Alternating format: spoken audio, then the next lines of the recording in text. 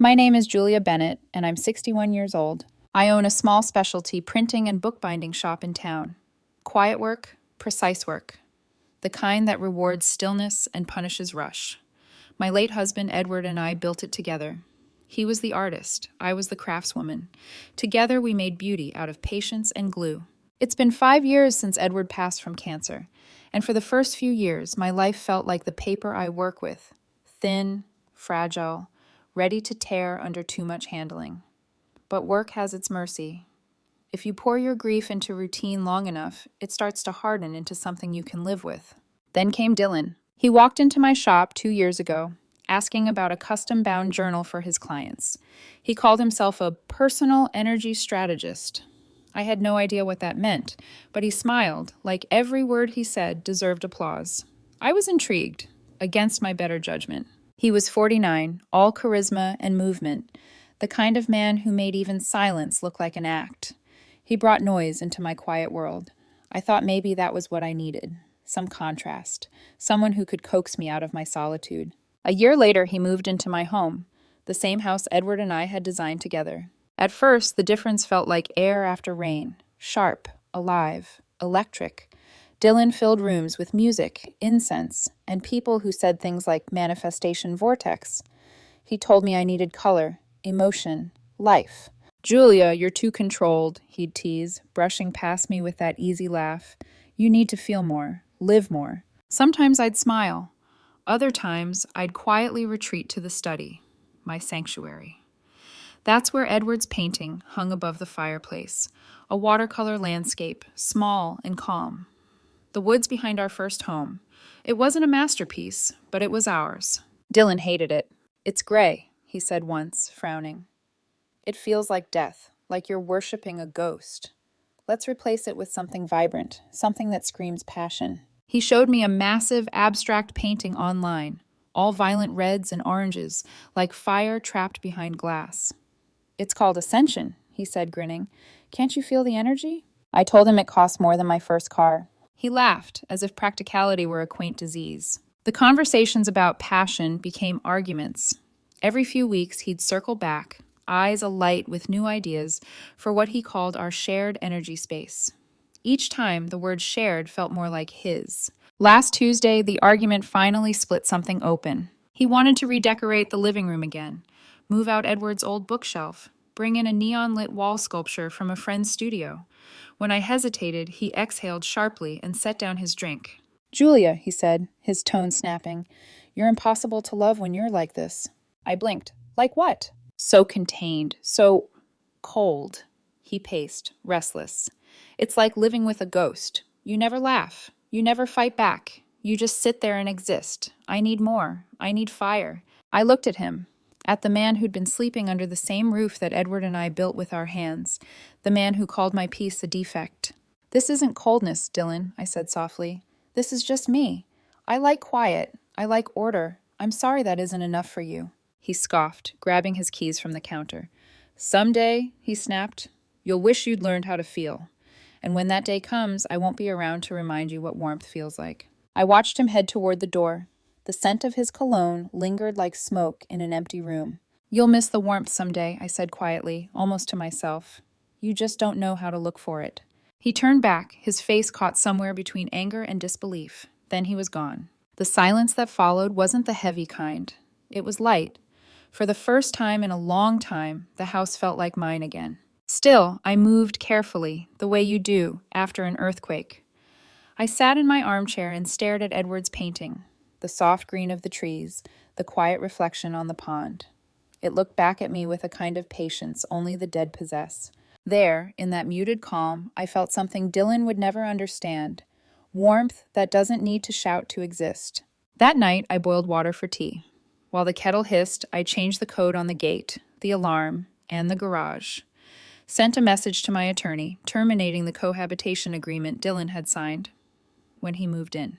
Then I called my assistant, Nora, who'd been with me nearly 30 years. "Nora," I said, keeping my tone even, "Dylan has moved out. Please remove him from the company's health plan extension." There was a pause, then a quiet, "Good for you, Julia." When I hung up, I noticed how calm my hands felt, steady. Outside, the night settled like paper pressed under weight. still and perfect. Inside, I sat with my tea, surrounded by the faint hum of the old house. For the first time in months, I didn't feel cold at all. It's strange how quickly a house remembers its original shape once the wrong person leaves. The first week after Dylan moved out, the silence felt almost suspicious.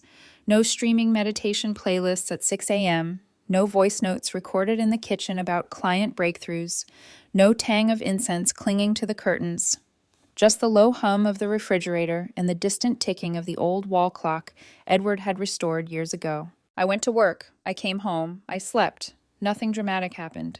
And yet the absence of drama felt like a miracle. About 3 weeks after the breakup, I was in the back of the shop, sorting through a stack of old boxes from the storage room. Nora had been nagging me to either restore or release some of the things we'd been holding for the local historical society. "This one's from them," she'd said, tapping a dusty carton with her pen. 19th century ledgers. They finally decided to move ahead on restoration and rebinding. Good project for you to bury yourself in. She'd meant it kindly. She was right. Inside the box were thick, crumbling account books from a time when everything was written by hand and nothing was disposable. The leather was split, the paper brittle, ink faded to a soft brown whisper. They smelled like dust and old ink and time. I ran my fingers along the spine of the top ledger and felt a sense of purpose I hadn't felt in months. Here, at least, was something I knew how to fix. The covers, though, were another matter. A few had painted designs, faded florals and crests. They needed someone who specialized in art restoration and framing. There was only one person I trusted with work like that. Michael Hart. His framing studio was on a quiet corner near the park. Edward had used him for years whenever clients wanted special displays. We'd always had a respectful, professional rapport, but never more than that. He'd lost his wife a few years before I lost Edward. Grief recognizes its own. We had always seen that in each other's eyes, even while talking about matting and frames. I put a selection of the damaged covers into a portfolio and drove over one afternoon. The bell over his door jingled softly when I stepped in. The shop smelled like wood shavings and varnish. Honest smells. Work smells. "Julia," he said, looking up from a table where he was examining a gilded frame. "Haven't seen you in a while." I held up the portfolio. "I brought you a challenge." He smiled, the kind of slow, genuine smile that reaches the eyes. "That sounds promising." We spread the covers out on his work table. He put on his glasses and leaned in, studying a faded floral border on one piece. "The paper is brittle," he murmured, more to himself than to me. "But the pigment is still holding. It doesn't need to be rewritten, just supported." He glanced up at me. "Like people. You don't rip them apart and paste something new over them. You reinforce what's already there." The words landed somewhere deep in my chest. "That's a good way to put it," I said quietly. We talked about the ledgers for a while. Varnish, backing, light exposure. Then, as the conversation loosened, it drifted naturally toward other things. He asked about the shop. I asked about his sons. He told me about a recent commission he'd done for the Historical Society, a restored map that had nearly disintegrated in his hands. And then, inevitably, the conversation nudged up against grief. He mentioned his late wife's name in passing, then paused, as if waiting for my reaction. I didn't flinch. "Edward would have loved these ledgers," I said. "He had a thing for old paper, said it held stories better." Michael's gaze softened. "It doesn't get easier," he said, "but it gets quieter." "Yes," I said, "like a room you learn to live in." We stood there in the warm afternoon light, surrounded by faded colors and empty frames and things that used to belong to other people. For the first time in 5 years, I felt like I was having a real conversation about the thing that had shaped my life the most. It wasn't fireworks, it was water, clear and deep. We ended up having coffee at the small cafe around the corner. The sky outside slid from blue to amber while we talked about adhesives and aging and, somehow, about how you build a life after the person you built it with is gone. When I got home that evening, the house felt different. Not emptier, not lonelier, just open. That's when the messages from Dylan started. At first, they were spaced out. "Hey, just checking in. How are you holding up? I know you're probably really lonely. Remember to eat." I stared at the screen, the way I might look at a wasp I'd just closed a window on.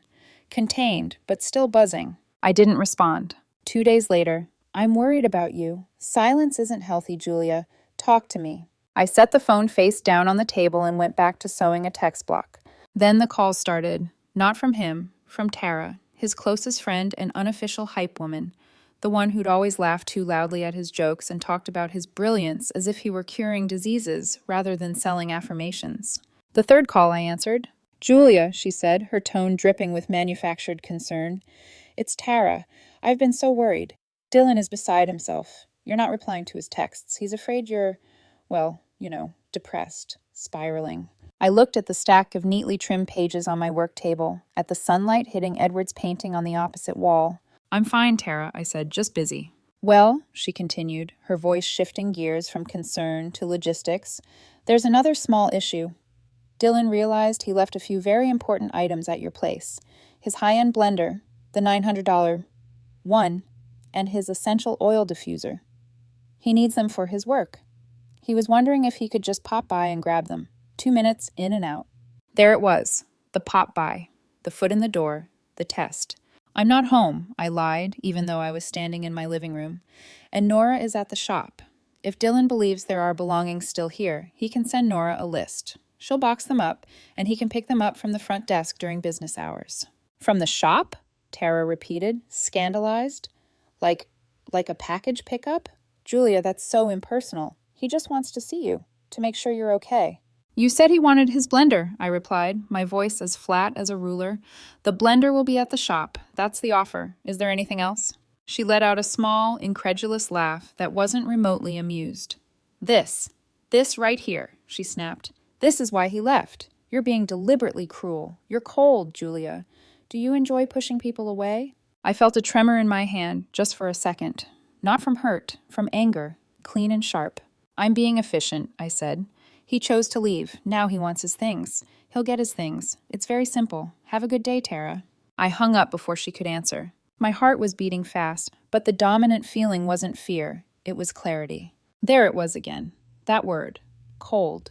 So easy for people who create chaos to slap on anyone who refuses to dance in their fire. That evening, I had dinner with Michael. We met at a small Italian place with dim lights and real candles on the tables, the kind of restaurant that didn't care about being photographed. Over pasta and red wine, I told him, in broad strokes, about Dylan and the blender and the phone call. Michael listened, thumb idly circling the stem of his glass. When I mentioned the price of the blender, he let out a low whistle. "A $900 blender," he said. "Sounds like it makes very expensive, high-maintenance smoothies." I laughed, a quick, startled sound, like something rusty being pried loose. He smiled at me, pleased.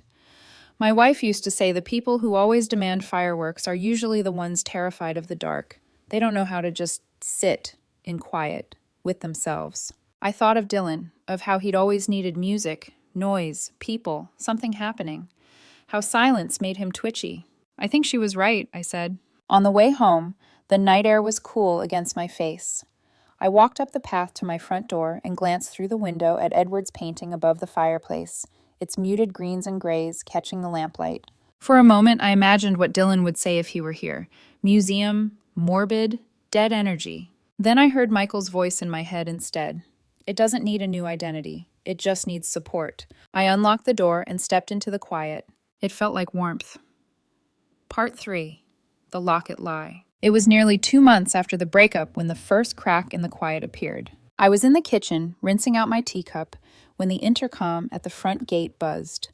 The sound startled me, sharp, unfamiliar after weeks of peace. I pressed the button. "Yes?" A thin, shaking voice came through. "Julia, it's me. Please open the gate." It took a second for my brain to match the voice to the person. Dylan. My stomach tightened. "You can't be here," I said evenly. "We have nothing to discuss." "No, please, Julia, listen." He was crying or performing it. It was always hard to tell with him. "I left something so important, I can't believe I forgot it. I've been a wreck." I closed my eyes, leaned against the counter. "What is it?" "It's my grandmother's locket," he said, the words trembling just enough to sound rehearsed.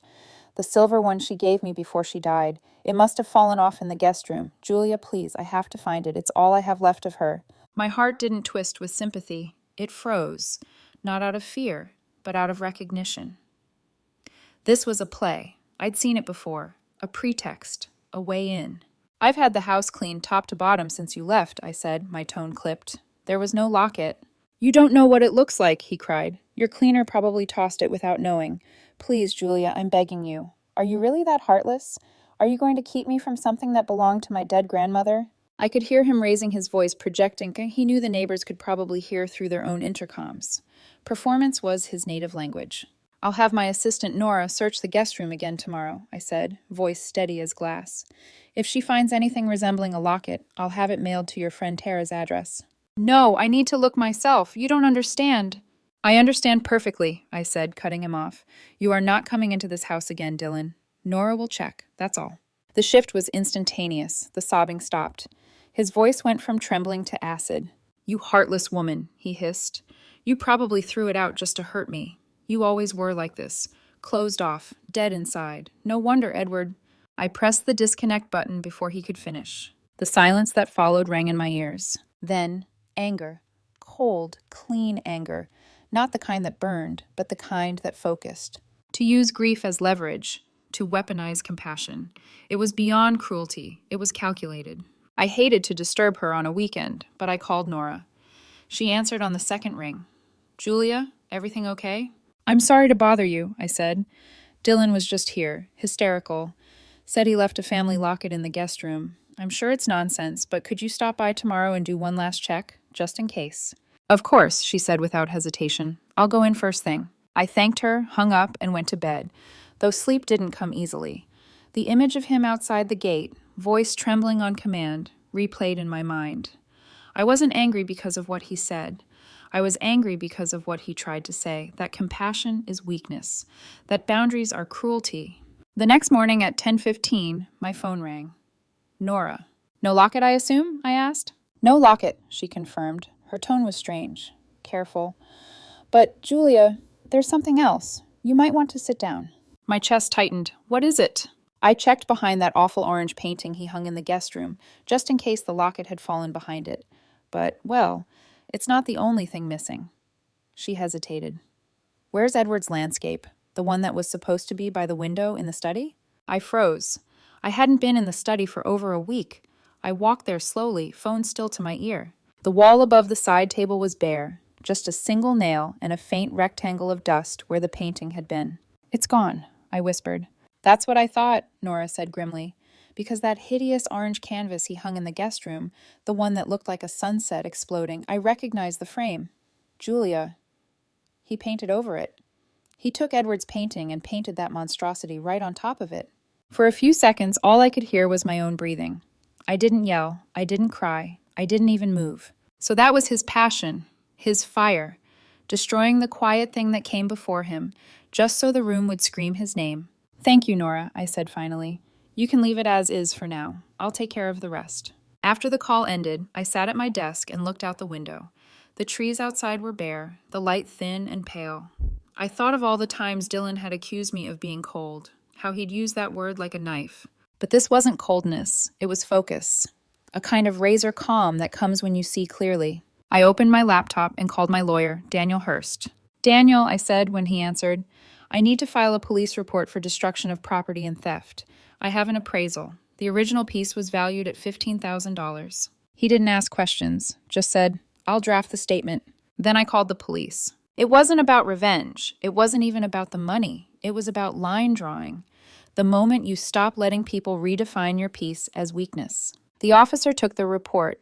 He said they'd contact Dylan for questioning. That evening, I poured myself a glass of wine and sat in front of the empty space on the wall. The faint outline where Edward's painting once hung was still visible, a quiet ghost, a whisper of color. I didn't feel rage anymore, just a kind of still sadness, wrapped around something stronger. Resolve. I whispered into the quiet, as if Edward could hear me. He thought passion meant fire. You always knew it meant light. The next morning, I started a new project with Michael, a commission from the Historical Society to restore the last of their ledgers. When he asked how I was holding up, I told him the truth. Lighter, I said. Emptier, maybe, but lighter. He nodded, understanding without needing to ask. And for the first time since Dylan walked out, I realized something simple. The house wasn't cold. It was clean. Stop. Part 4. The Return of the Fire. 5 months passed. If grief is a tide, peace is the moment the water finally stops reaching for your ankles.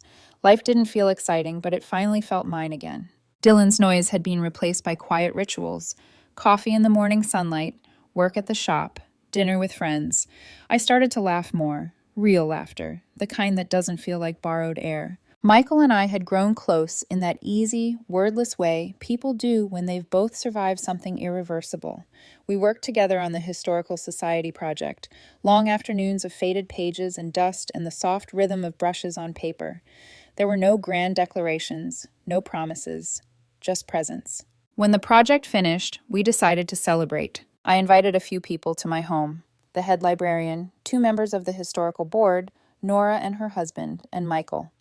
It would be the first gathering I'd hosted since before Dylan. I spent the morning arranging flowers, lighting candles, setting out wine glasses. The house, for the first time in years, felt alive, not chaotic, not performative, just warm. At 7 sharp, the guests began to arrive. Laughter floated through the air.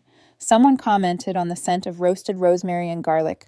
Nora teased me for finally using the good china. And above the fireplace, where Edward's painting had once hung, was something new. It wasn't meant to replace his work. Nothing could.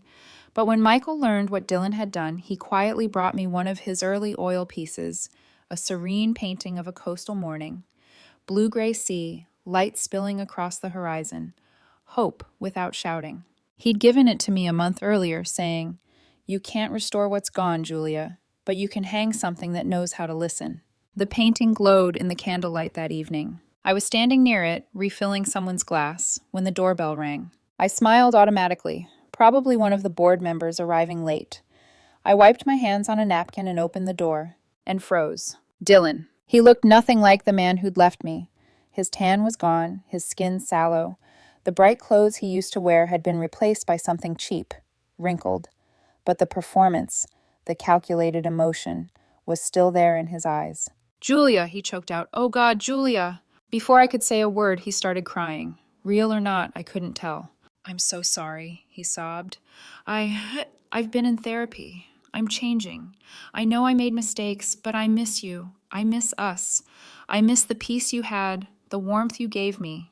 I didn't know what it meant back then." He took a small step forward, his voice cracking like it was auditioning for pity. "I was a fool. Please, just let me talk to you." I didn't move. He must have been watching the gate, waiting for someone to arrive so he could slip in. My pulse quickened, not from fear, but from disbelief that even now he was performing for an audience that no longer existed. "This isn't a good time," I said. My voice was calm, almost gentle. "You need to leave." "Julia, please," he said, and before I could step back, he reached out and grabbed my arm. "I know you're still hurting. I can make it right. I can warm you up again. I've changed. Please, let me prove it." From the hallway behind me came the sound of soft footsteps. "Julia?" "Michael." He walked toward us, sleeves rolled up, expression calm. He'd seen the tension from across the room. Without hesitation, he slipped his hand into mine, steady, grounding. "Everything all right?" he asked quietly, eyes on Dylan. Dylan froze, still holding onto my arm. His eyes dropped to our joined hands. His mouth fell open, but no words came out. Michael gave a small, polite smile. "I think Mrs. Henderson was asking you about the binding on the Dickens volume," he said to me, his tone warm, unbothered. I turned slightly, bringing Michael forward beside me. "Dylan," I said, my voice level, "I don't believe you've been introduced. This is Michael. He's the person who taught me how to feel again." The look on Dylan's face was indescribable, like someone realizing they'd walked into the wrong play halfway through. His tears stopped. His lips trembled. "Oh," he whispered. His voice had no shape, no energy, just a hollow echo. Behind him, through the open door, laughter drifted from inside the house. My guests, my friends, the small circle of life I'd rebuilt. He glanced past me into the living room and saw it all. The light, the movement, the people smiling, the warmth he'd never understood. Then his gaze shifted to the painting above the fireplace. Michael's painting. His eyes widened. You replaced it." "No," I said softly. "I restored the room." For a long moment he just stood there, his face crumpling, and this time I knew the emotion was real. It wasn't regret for what he did. It was regret for what he'd lost, the kind of warmth he'd mocked until he needed it. "I see," he said, voice breaking. "I should go." "Yes," I said, "you should." He turned and walked slowly down the path toward the gate, shoulders hunched against the night air. When the latch clicked shut behind him, I exhaled, a long, steady breath I hadn't realized I'd been holding. Michael squeezed my hand gently. "You okay?" I looked back at him, at the laughter spilling from the living room, at the flicker of candlelight reflecting in the glass frames. I am, I said, and for the first time I truly meant it. We walked back inside together. As the door closed, the cold stayed outside where it belonged. The warmth, quiet, steady, real, stayed in.